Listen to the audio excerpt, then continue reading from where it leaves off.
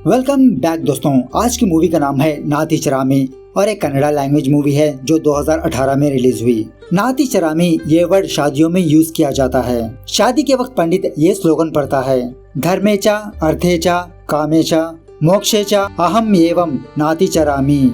Simple से नाती चरामी का मतलब है प्रॉमिस।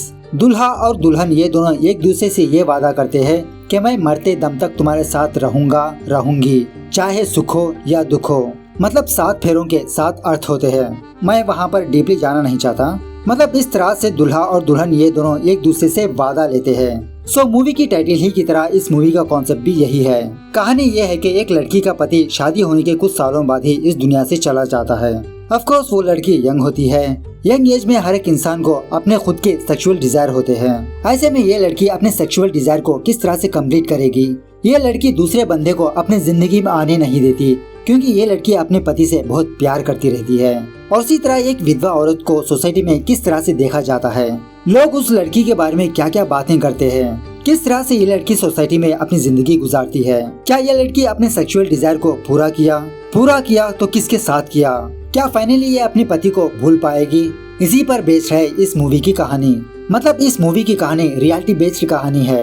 एक विधवा औरत की जिंदगी किस तरह से गुजरती है ये इस मूवी में बहुत ही खूबी से दिखाया गया है। हालांकि मूवी अंडररेटेड है लेकिन इस मूवी में काफी सारे गहरे मैसेजेस है। तो चलिए बिना टाइम वेस्ट किए लेट्स स्टार्ट। और उससे पहले लुटा दो प्यार, फॉलो इंस्टाग्राम। मूवी की शुरुआत में ही एक लड़की को दिखाया जाता है और उसका नाम है गौरी। गौरी एक IT कंपनी में जॉब करती रहती है। दिखने में गौरी खुश नजर आती है, अपने कोलिग से अच्छी तरह से बात भी करती है, लेकिन ये कहीं पर भी बाहर नहीं जाती, मतलब पार्टीज वगैरह को। गौरी अंदर से बहुत ही दुखी रहती है क्योंकि कुछ सालों पहले गौरी और महेश की लव मैरिज हुई थी। ये दोनों अपने पेरेंट्स को ना कहकर एक दूसरे से शादी कर लेते हैं। मतलब इन दोनों की शादी इनके पेरेंट्स को पसंद नहीं होती, जिसकी वजह से ये दोनों अपने पेरेंट्स से दूर रहकर अपनी जिंदगी गुजारते रहते हैं। उसी तरह ये दोनों जॉब होल्डर्स होते हैं। लेकिन 2 साल पहले गौरी की जिंदगी में एक बहुत बड़ा हादसा पेश आता है। महेश की मौत हो जाती है। गौरी का चहेता पति इस दुनिया से चला जाता है। जब से लेते हुए गौरी महेश की यादों से ही अपने घर में अकेली अपनी जिंदगी गुजारती रहती है। गौरी हर रोज महेश के फोटो पर फूल चढ़ाती रहती है।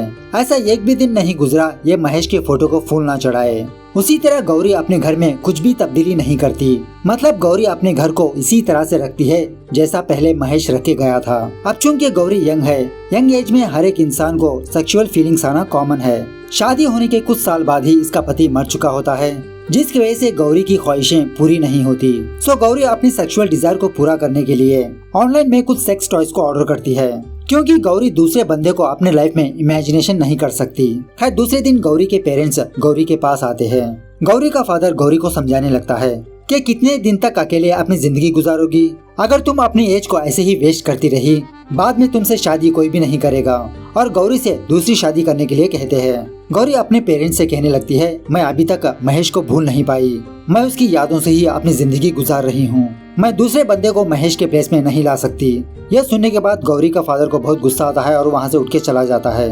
गौरी की माँ गौरी से कहने लगती है कि बेटा मेरे भाई को अभी तक शादी नहीं हुई और वो तुम्हें पसंद भी करता है, तुम उससे शादी कर लो बेटा। यह सुनने के बाद गौरी को और गुस्सा आता है और अपनी माँ से कहने लगती है, मैं जिंदगी भर अकेली तो रह जाऊंगी लेकिन उस घटिया आदमी से मैं बिल्कुल भी शादी नहीं करूंगी। खैर इसके बाद गौरी अपने ऑफिस जाकर किसी प्रोजेक्ट का प्रेजेंटेशन दे रही होती है। प्रेजेंटेशन के दौरान गौरी को इसके माँ बाप की बातें याद आने लगती है, जिसकी वजह से गौरी का माइंड डिस्टर्ब हो जाता है और ये प्रेजेंटेशन दे नहीं पाती। बेचारी गौरी हिचकिचाने लगती है। गौरी की हालत को जानने के बाद गौरी का एक कोलीग इस प्रेजेंटेशन को कंटिन्यू करता है। खैर ऑफिस खत्म होने के बाद गौरी हर रोज एक पार्क के पास आकर बैठी रहती है। तभी इसकी फ्रेंड गौरी को कॉल करके ये बताती है, देखो गौरी इस एज में तुमको एक पार्टनर की जरूरत है और ये बात तुम 100% एक्सेप्ट कर लो। और उसी तरह गौरी की फ्रेंड गौरी को एक साइकियाट्रिस्ट डॉक्टर से कंसल्ट होने के लिए कहती है। अपने फ्रेंड की बात मानकर गौरी उस डॉक्टर के पास जाती है। गौरी इस डॉक्टर से अपनी रूटीन लाइफ के बारे में डिस्कस करती है। गौरी के बारे में जानने के बाद वो डॉक्टर गौरी से कहने लगता है कि मैं तुमको 3 सवालात पूछूंगा, उन तीनों सवालों के तुम मुझे सही से जवाब देना। तो गौरी कहने लगती है, हाँ पूछिए।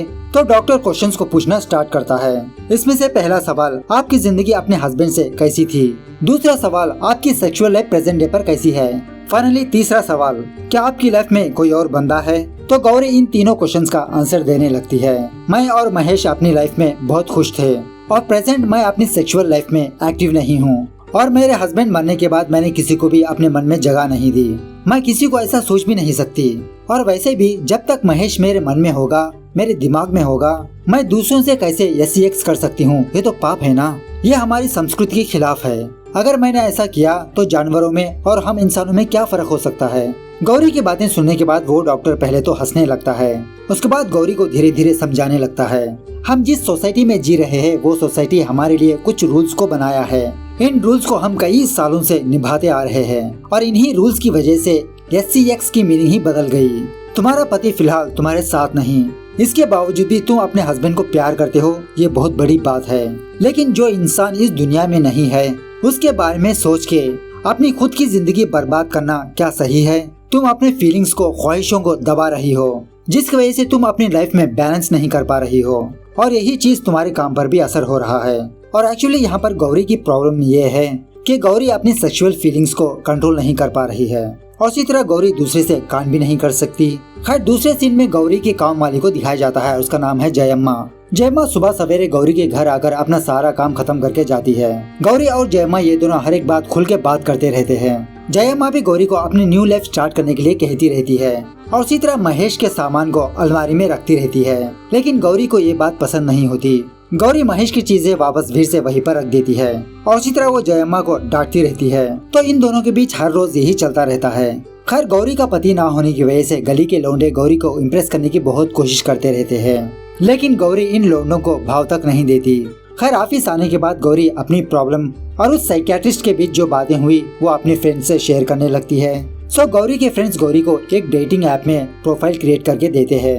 गौरी से कहने लगते हैं इस ऐप में तुम अपने मनपसंद लड़की को चूज करके उससे अपनी फीलिंग्स के बारे में शेयर कर सकते हो। लेकिन गौरी को इस एप्लीकेशन में कोई इंटरेस्ट नहीं होता, वो वापस अपने घर आ जाती है। खैर, रात होने के बाद गौरी को अपने हस्बैंड के साथ जो रातें बिताई थी वो याद करने लगती है। अपने फीलिंग्स को मिटाने के लिए गौरी महेश को याद करते हुए मैस्टरबेशन करने लगती है। तभी गौरी की माँ कॉल करके फिर से शादी की बात करने लगती है, लेकिन गौरी अपनी माँ पर गुस्सा होकर उस फोन को काट देती है। उसके बाद गौरी टिंडे ले लो एप्लीकेशन को ओपन करती है और अपने मनपसंद लड़के को लेफ्ट राइट करने लगती है। इन्हीं फोटोग्राफ्स में से गौरी को एक लड़का पसंद आता है। सो गौरी इस लड़के को मैसेज करके सो जाती है।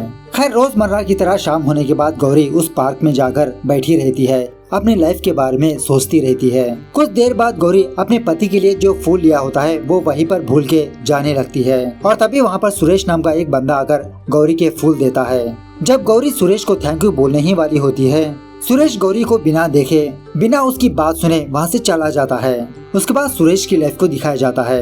एक्चुअली सुरेश एक कंस्ट्रक्शन कंपनी में काम करते रहता है। 5 साल पहले ही सुरेश की शादी हो चुकी होती है। इसकी वाइफ का नाम होता है सुमा। सुमा अपने पति से बहुत प्यार करती रहती है। हर रोज सुमा सुरेश के लिए उसका मनपसंद का खाना पका के रखती है और इसी तरह हर शाम सुमा सुरेश का बेसब्री से इंतजार करती रहती है। लेकिन सुरेश सुमा से बिल्कुल भी प्यार नहीं करता क्योंकि सुमा एक गांव वाली होती है। सुरेश ने अपने माँ बाप के प्रेशर पर सुमा से शादी की थी। हर रोज कोई न कोई बात लेकर सुरेश सुमा को डांटते रहता है और इसी तरह जब कभी भी सुरेश को कान की जरूरत होती है वो सुमा के पास आता है और बाकी टाइम पे सुरेश सुमा से प्यार से बात भी नहीं करता।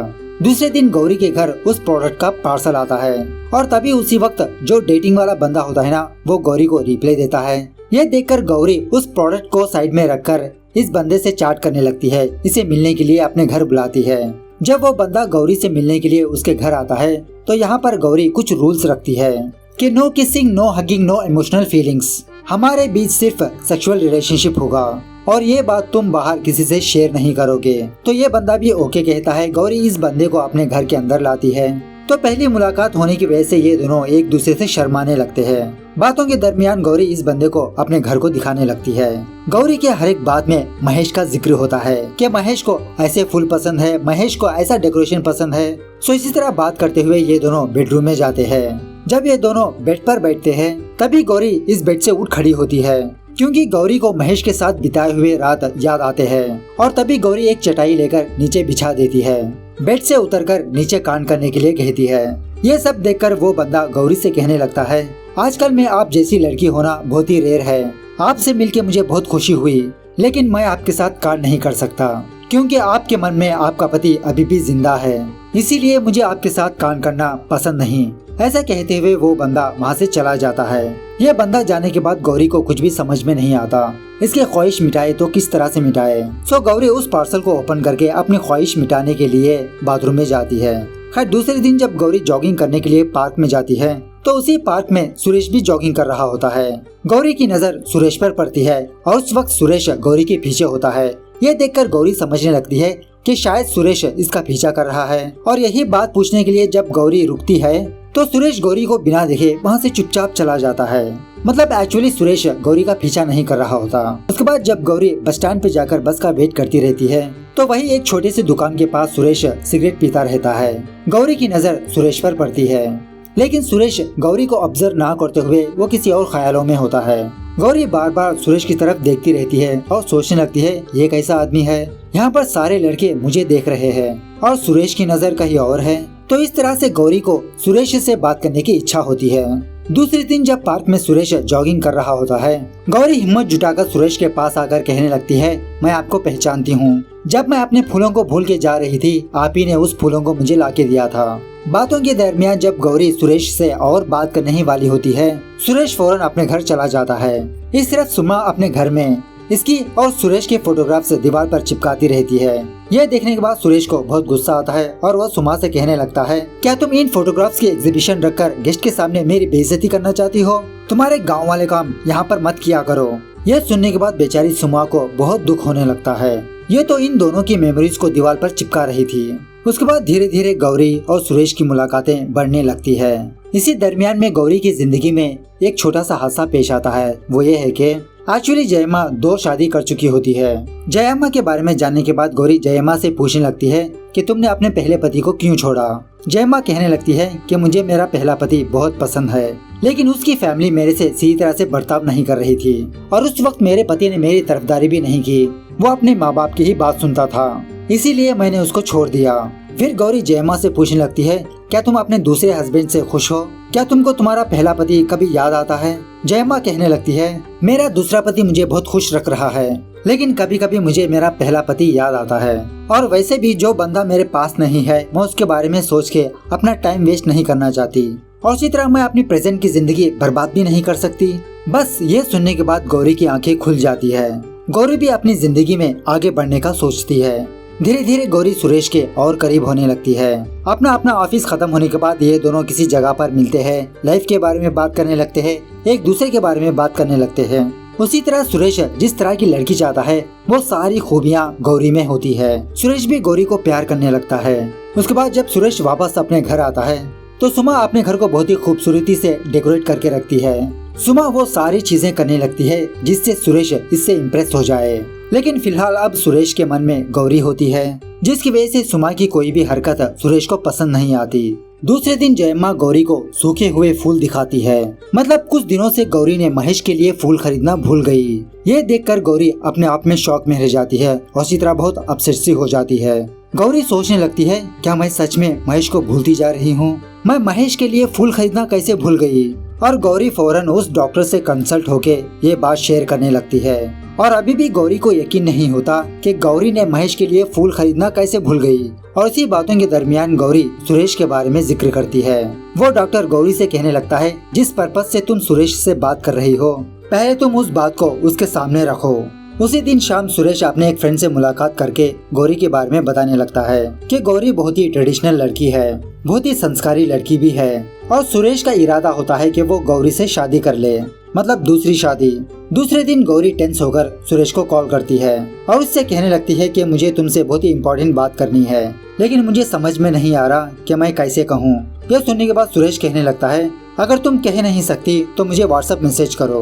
फोन रखने के बाद गौरी बहुत नर्वस होके ये मैसेज टाइप करती है क्या तुम मेरे फिजिकल डिजायर को पूरा कर सकते हो? ये मैसेज देखने के बाद सुरेश शॉक में रह जाता है और गौरी को गलत समझकर उससे नफरत करने लगता है। उसी दिन शाम गौरी उस पार्क में बैठकर सुरेश का इंतजार करती रहती है, उसके जवाब का इंतजार करती रहती है। थोड़ी देर बाद सुरेश गौरी के पास आता है और सुरेश गौरी को बिना देखे उससे ये कहने लगता है मैंने सोचा था कि तुम एक संस्कारी लड़की हो, लेकिन मैं तुमसे ये घटिया चीज एक्सपेक्ट नहीं की। ऐसा कहकर सुरेश वहाँ से चला जाता है। सुरेश की ये बातें गौरी के दिल में चुभ जाती है और बेचारी ये खुद अपनी नजरों में गिर जाती है। खुद पर घिन आने लगती है, बहुत ही चीप समझने लगती है ये अपने आप को। रात होने के बाद सुरेश अपने फ्रेंड के पास जाता है, बहुत शराब पीता है और अपने फ्रेंड से कहने लगता है कि मैं तो गौरी से शादी करने वाला था, लेकिन गौरी मुझसे ये चीज कैसे एक्सपेक्ट की। घिन आ रही है मुझे उस पर अब। उसके बाद जब कभी भी इन दोनों का सामना होता, सुरेश गौरी को बिना बात किए अपना रास्ता काट लेता है और उसी तरह गौरी भी सुरेश से आंखें नहीं मिला पाती। खैर एक दिन जब गौरी बस स्टैंड पे खड़ी रहती है, सुरेश वहाँ पर आता है। गौरी सुरेश के पास जाकर उससे कहने लगती है कि मुझे तुमसे कुछ बात करनी है। जब ये दोनों सुरेश की बाइक पर जा रहे होते हैं, गौरी अपनी प्रॉब्लम सुरेश से शेयर करने लगती है कि जब से मेरा पति मरा मैंने किसी से प्यार नहीं किया। पहली बार मैंने मेरी फीलिंग्स को तुम्हारे साथ शेयर की, लेकिन तुमने मेरी फीलिंग्स को ना समझते हुए मुझे बुरा भला कहा, मुझे गलत समझा। तब जाके सुरेश को गौरी की फीलिंग्स के बारे में समझ आता है और सुरेश गौरी को सॉरी भी बोलने लगता है। खैर घर जाने के बाद सुरेश सुमा के साथ कान करने की कोशिश करता है, लेकिन सुमा सुरेश को मना करने लगती है। सुमा सुरेश से कहने लगती है, जब से हमारी शादी हुई आप मुझे एक सेक्स डॉल की तरह ही ट्रीट कर रहे हैं। क्या आपने मेरे फीलिंग्स को समझकर मुझसे प्यार से बात किया? सुरेश कहने लगता है, आज क्या तुम नए से भई की बातें कर रही हो? हमारी शादी हुए 5 साल बीत चुके हैं, क्या बातें होंगी हमारे बीच? वैसे भी तुम सीरियल्स देख के बहुत बिगड़ चुकी हो। ऐसा कहकर सुरेश गुस्से में सो जाता है। खैर दूसरे दिन सुरेश गौरी से मिलने के लिए रेडी होता है अपना डिसीजन बताने के लिए, लेकिन तभी इसका सुपीरियर इसको एक काम बोलता है। सुरेश उस काम में बिजी हो जाता है। इस तरफ गौरी पार्क में सुरेश का वेट करती रहती है और तभी गौरी का ससुर गौरी के घर आकर गौरी को फोन करते रहता है, लेकिन गौरी अपना ससुर का फोन काटती रहती है। खैर थोड़ी देर बाद सुरेश गौरी को ये मैसेज करता है कि मैं तुम्हारी ख्वाहिश को पूरा करूंगा। गौरी कहने लगती है तो हम कल मिलेंगे। और रात होने के बाद जब गौरी अपने घर जाती है तो इसके घर के बाहर इसका ससुर बैठा हुआ रहता है। मतलब गौरी ये समझ रही थी कि इसका ससुर इसके गांव से इसको कॉल कर रहा था, लेकिन बेचारा गौरी का ससुर सुबह से यहीं पर बैठा हुआ रहता है गौरी का इंतजार करते हुए। खैर अपने ससुर को देखकर गौरी अपने ससुर को घर के अंदर आने के लिए कहती है। घर के अंदर आने के बाद गौरी का ससुर इस घर में अपने बेटे के फोटोग्राफ्स देखता है और इसी तरह अपने बेटे के कुछ सामान भी, मतलब शूज, कपड़े वगैरह। उसके बाद गौरी अच्छा खाना बनाकर अपने ससुर को खिलाती है। महेश मरने के बाद कोई भी इसके घर नहीं आया। पहली बार महेश का फादर गौरी के घर आता है और इससे कहने लगती है, अंकल मैं आपकी बेटी जैसी हूँ, आप कभी भी मेरे घर आ सकते हो। ये सब देखने के बाद गौरी का ससुर गौरी से कहने लगता है, जब मेरे बेटे ने तुमसे शादी की तो हम लोग तुमसे और मेरे बेटे से बहुत गुस्सा थे, लेकिन मेरे बेटे ने जो काम किया वो सही है। तुमसे शादी करके उसने बहुत अच्छा काम किया, लेकिन अब मेरा बेटा इस दुनिया में नहीं है, तुम्हारे साथ नहीं है। अपने ससुर की बातें सुनने के बाद गौरी एक गहरी सोच में जाती है। ये सोचने लगती है, क्या मैं मेरे पति को धोखा दे रही हूँ? खैर दूसरे दिन सुरेश को अपने किसी क्लाइंट से मिलने के लिए कहीं दूसरे गांव जाना होता है, लेकिन तभी गौरी सुरेश को उस पार्क बुलाती है और सुरेश से पूछने लगती है, क्या मैं जो कर रही हूँ वो सही है? सुरेश कहने लगता है, मैं इस बारे में कुछ भी कह नहीं सकता, पहले तुमने मुझसे अप्रोच किया, तुम्हारा जो भी डिसीजन हो मैं एक्सेप्ट कर लूंगा। ये सुनने के बाद गौरी बहुत देर तक सोचने लगती है। उसी तरह बेचारे सुरेश को लेट हो रहा होता है। गौरी सोचते सोचते रात हो जाती है, लेकिन अभी भी गौरी ये डिसाइड नहीं कर पाती कि ये कांड करे या ना करे। फाइनली बहुत देर होने के बाद सुरेश गौरी से कहने लगता है, गौरी बहुत लेट हो चुका है, क्या हम चले? तो गौरी सुरेश को अपने घर लाती है। जब ये दोनों गौरी के घर में आते हैं उस वक्त इस घर की लाइट जा चुकी होती है। देखते ही देखते ये दोनों बेडरूम में आते हैं। धीरे धीरे ये दोनों एक दूसरे के करीब आकर ये दोनों कांड करने लगते हैं। इस तरह से फाइनली गौरी का सेक्सुअल डिजायर पूरा होता है और उसी तरह सुरेश भी गौरी से बहुत सेटिस्फाई होता है। खैर थोड़ी देर बाद जब सुरेश गौरी के घर से जाने ही वाला होता है तभी इस घर की लाइट आ जाती है। तो सुरेश ये देखता है कि जिस तरह से सुमा ने अपने घर को डेकोरेट करके रखा था उसी तरह से गौरी भी अपने घर को डेकोरेट करके रखा होता है। मतलब गौरी के घर में इसके हस्बैंड के फोटोज होते हैं, कोने कोने पर इसके हस्बैंड की यादें होती है। गौरी का घर देखकर सुरेश को अपना घर याद आता है। मतलब सुरेश सुमा को एज ए विलेजर की तरह ट्रीट कर रहा था, उसके थॉट्स एक गाँव वाले थे, लेकिन यहाँ पर गौरी सिटी में रहकर भी अपने घर को डेकोरेट करके रखा होता है। इसके घर में भी इसके पति के फोटोग्राफ्स होते हैं। तब जाके सुरेश को सुमा का प्यार समझ में आता है। सुरेश अपने घर आकर सुमा को बहुत ही प्यार से बुलाने लगता है और उसी तरह उससे कहने लगता है कि तुम फौरन खाना बनाओ, हम दोनों एक साथ खाएंगे। ये सुनने के बाद सुमा की आंखों से आंसू टपकने लगते हैं और जब सुमा खाना बना रही होती है, सुरेश सुमा को पीछे से हक कर लेता है। उसी तरह सुरेश रोने भी लगता है। मतलब अब सुरेश को एहसास हो चुका होता है कि इसने एक गलती की और सुरेश अपनी पत्नी से प्यार करके अपने गिल को मिटाना चाहता है। लेकिन इन दोनों के इमोशनल फीलिंग में सुमा जो पका रही थी वो जल जाता है। इस तरफ गौरी अपने पति को भूलने की कोशिश करती है। यह अपने घर को अपने हिसाब से रखने लगती है। महेश के कुछ चीजों को वहाँ से हटा देती है। मतलब गौरी ने डिसाइड कर लिया कि ये अपनी लाइफ में एक कदम आगे बढ़ाएगी। मतलब इन द फ्यूचर गौरी को कोई अच्छा बंदा मिला तो वो उससे शादी कर लेगी। इस तरह से ये मूवी हैप्पीली एंड होती है।